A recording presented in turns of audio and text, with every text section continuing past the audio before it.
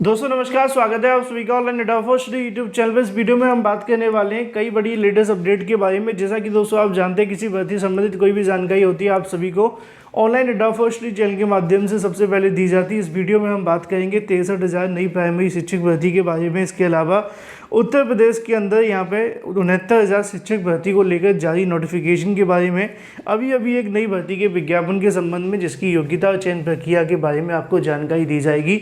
तो वीडियो को पूरा देखें, साथ ही वीडियो को लाइक कर दें, शेयर कर दें और चैनल को भी सब्सक्राइब कर लें, जिससे कि जानकारी आप सभी को मिलती रहे real authentic online data first channel के माध्यम से। शुरुआत करते हैं सबसे पहली अपडेट के बारे में। और सबसे पहली अपडेट है उत्तर प्रदेश में नई प्राइमरी शिक्षक भर्ती। लगातार बीएड और बीटीसी करने वाले अभ्यर्थियों के लिए पिछले 24 से 48 घंटे के अंदर बड़ी जानकारी देखने के लिए मिली है उत्तर प्रदेश में नई प्राइमरी शिक्षक भर्ती के बारे में। लगातार अगर बात कीजिए विपक्षी पार्टियों के माध्यम से योगी सरकार के ऊपर बनाए गए दबाव के चलते उन्होंने यहाँ पे कहीं ना कहीं जानकारियाँ दी, और अब यहाँ से आगे क्या होने वाला है उसको लेकर हम बात करते हैं। क्योंकि यहाँ पे विधानसभा के अंदर बेसिक शिक्षा मंत्री ने जवाब देते हुए इस बात को साफ कर दिया है कि प्राथमिक विद्यालयों के अंदर 51,112 जो पद हैं वो खाली हैं। नगर क्षेत्र के अंदर, ग्रामीण क्षेत्र के अंदर 12,000 पद खाली हैं। इन दोनों को मिलाकर लगभग 63,000 से ज़्यादा पद खाली हैं। मतलब पहली दो बातें आपके सामने क्लियर हैं कि सरकार के पास में पदों की संख्या की अगर बात की है तो बड़ी संख्या पद खाली हैं, पहला। दूसरी सबसे बड़ी बात यहाँ से ये भी देखने के लिए मिलती है कि सरकार भी ये जानती है कि हमारे पास में पद खाली हैं, लेकिन वो कहीं ना कहीं अभ्यर्थियों को बताने के लिए या फिर अभ्यर्थियों के सामने खुलकर बोलने के लिए तैयार नहीं थी। वो काम किया विपक्षी पार्टियों के माध्यम से, लगातार सवाल किए गए और पहला ही सवाल कहीं ना कहीं यहाँ पर ठिकाने पर देखने के लिए मिला।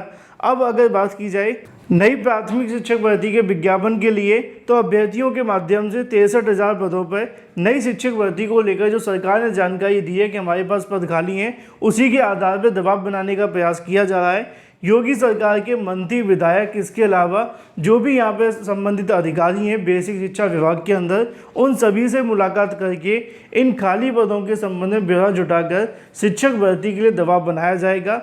ये काम इतना आसान नहीं होगा, क्योंकि आप जानते हैं पहले भी अभ्यर्थियों के माध्यम से चुनाव से पहले धरना प्रदर्शन दिए गए थे, लगातार अभ्यर्थी सड़कों पर उतरे थे। सरकार ने 17,000 की घोषणा भी की थी, लेकिन फिर सरकार ठंडे बस्ते में चली गई चुनाव जीत जाने के बाद। लेकिन एक बार फिर से अभ्यर्थियों के माध्यम से नई प्राथमिक शिक्षक भर्ती विज्ञापन जारी कराने के लिए सरकार के ऊपर दबाव बनाने की तैयारियां कर ली गई हैं, क्योंकि अब उनके पास में एक डाटा भी है। विधानसभा के अंदर सरकार ने स्वीकार भी कर लिया है कि 63,000 पद खाली हैं। तो इसी बात को आधार बनाकर तमाम उनके मंत्री, विधायक, अगर आप भी चाहें तो अपने आसपास के जिसको आपने वोट दिया था, अगर वो जीत गए हैं, तो उनसे सवाल करने का आपके पास अधिकार है कि सरकार के पास में इतनी बड़ी संख्या में पद खाली हैं और एक तरफ बीएड बीटीसी करने वाले 20 से 21 लाख अभ्यर्थी मौजूद हैं, तो क्यों ना नई प्राथमिक शिक्षक भर्ती का जो विज्ञापन है वो सरकार यहाँ पर जारी करे।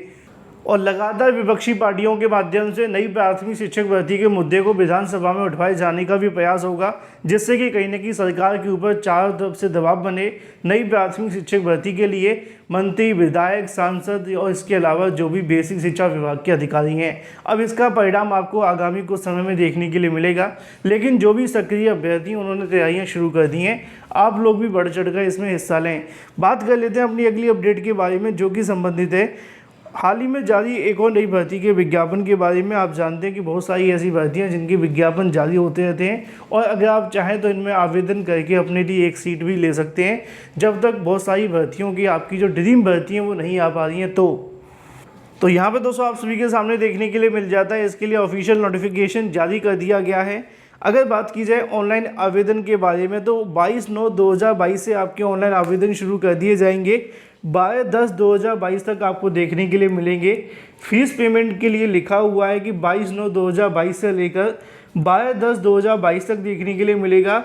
अगर बात की जाए आप सभी के कॉल लेटर के बारे में, तो वो आपको यहाँ से 1 और 2 वीक दिसंबर में देखने के लिए मिलेंगे, और इसकी जो परीक्षा होगी वो 17, 18, 19, 20 दिसंबर को देखने के लिए मिलने वाली है। नीचे लिखा हुआ है कि जनवरी की 2023 के अंदर इसका जो रिजल्ट है वो घोषित कर दिया जाएगा। इसके अलावा और भी बहुत सारा जो यहाँ पर जानकारी है वो लिखी हुई है। सवाल आप सभी के मन में आए नोटिफिकेशन कहाँ से जारी हुआ, उससे पहले ही मैं आपको बता दूँ, ये जो नोटिफिकेशन आप सभी को देखने के लिए मिलता है वो आप सभी यहाँ से देख सकते हैं, SBI की ओर से। स्टेट बैंक ऑफ इंडिया की तरफ से यहाँ से जो नोटिफिकेशन है वो जारी कर दिया गया है। नोटिफिकेशन जारी करके उन्होंने जानकारी दी है कि यहाँ पे पदों की संख्या लगभग 1600 से ज़्यादा आपको देखने के लिए मिलती है। 1600 से ज़्यादा पदों के लिए नोटिफिकेशन जारी होता है। लिखा हुआ है कि अगर आप इसमें आवेदन करना चाहते हैं तो ग्रेजुएट अभ्यर्थी इसके लिए आवेदन कर सकते हैं। किसी भी स्ट्रीम से अगर आपने ग्रेजुएशन कर रखा है तो आप इसके लिए आवेदन करेंगे। लिखा हुआ 31/12/2022 तक आपकी जो एजुकेशन क्वालिफिकेशन है वो कंप्लीट होनी चाहिए। इसके अलावा एज लिमिट की बात की जाए तो 21 से लेकर 30 वर्ष के अभ्यर्थी इसके लिए यहाँ पे आवेदन कर सकते हैं। जैसा कि नीचे लिखा हुआ है कि जो भी अभ्यर्थी अदर कैटेगरी से आते हैं उनको यहाँ पे रिलैक्सेशन भी देखने के लिए मिलेगा। 5, 3, 15, 13, 10 साल का जो भी अलग अलग कैटेगरी हैं। इसके अलावा यहाँ पे आप सभी के सामने और भी बहुत सारी चीज़ें लिखी हुई हैं। अगर आप इसको नोटिफिकेशन को पढ़ना चाहते हैं तो SBI की वेबसाइट पर जाकर ऑफिशियल नोटिफिकेशन के माध्यम से इसको रीड कर सकते हैं। यहाँ पर आप सभी के सामने सिलेबस देखने के लिए मिल जाता है कि जहाँ पे 1 घंटे का आपका एग्ज़ाम देखने के लिए मिलेगा। 100 क्वेश्चन होंगे जिसमें 30, 35 नंबर के क्वेश्चन आप सभी से पूछे जाएंगे। तो ये पूरा का पूरा दोस्तों आप सभी के सामने देखने के लिए मिल जाता है। अगर आप चाहें तो इसको डाउनलोड करें या फिर अपने आप से पढ़ लें। हम बात कर लेते हैं सीटों की संख्या के बारे में। तो यहाँ पे आपको देखने के लिए मिलेगा 1600 से ज़्यादा सीटें। अगर बात की जाए पे स्केल के बारे में तो यहाँ पे लिखा हुआ है 41,960 के समथिंग आपको देखने के लिए मिलता है। ज़्यादा जानकारी के लिए डिटेल नोटिफिकेशन को अवश्य पढ़ लीजिएगा। ये बार बार इसलिए बताया जाता है जिससे कि आप लोग गलतियाँ बिल्कुल भी ना करें, ठीक है। तो आवेदन कैसे करने लिखा हुआ है कि आवेदन करने के लिए आप सभी को जाना होगा।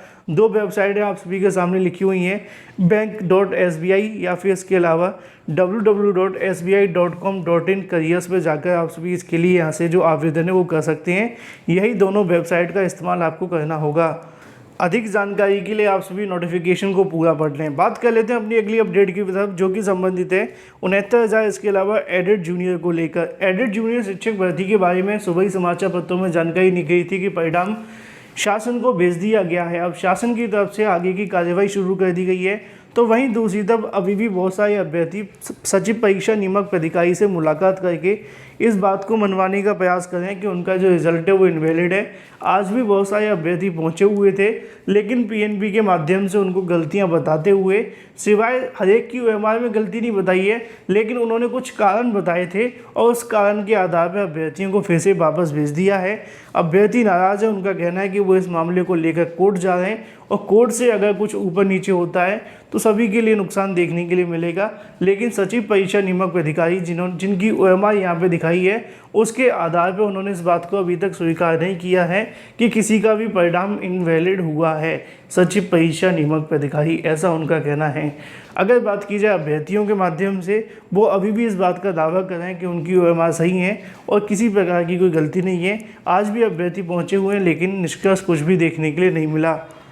बात कर लेते हैं अपनी अगली अपडेट के बारे में जो कि संबंधित है 24/8/2022 को जारी नोटिफिकेशन के संबंध में। लिखा हुआ है कि 69,000 शिक्षक भर्ती के अंतर्गत शासन आदेश संख्या ये 5 मार्च 2021 के अनुपालन में यहाँ से नोटिफिकेशन जारी करते हुए जानकारी दी जाती है कि ऐसे अभ्यर्थी जिनका अंकपत्र का संशोधन परीक्षा नियामक अधिकारी के माध्यम से ही किया गया है, इसलिए इस शासन आदेश के अनुसार जो भी यहाँ पे अभ्यर्थी पूरे तरीके से एलिजिबल हैं, इन सभी छात्रों के बारे में जानकारी देखने के लिए मिलती है। असल में समस्या हो गई थी यहाँ पे इनकी जो संशोधन के चलते, जिनके अंक पत्र के अंदर कोई संशोधन किया गया था उस बात को माना नहीं गया था, लेकिन बाद में अब इन सभी को मान लिया गया है। उन सभी के यहाँ पे जो रोल नंबर है और जो नाम है वो लिखे हुए हैं। अब इनके संबंध में आगे की कार्रवाई किए जाने को लेकर नोटिफिकेशन जारी हुआ है।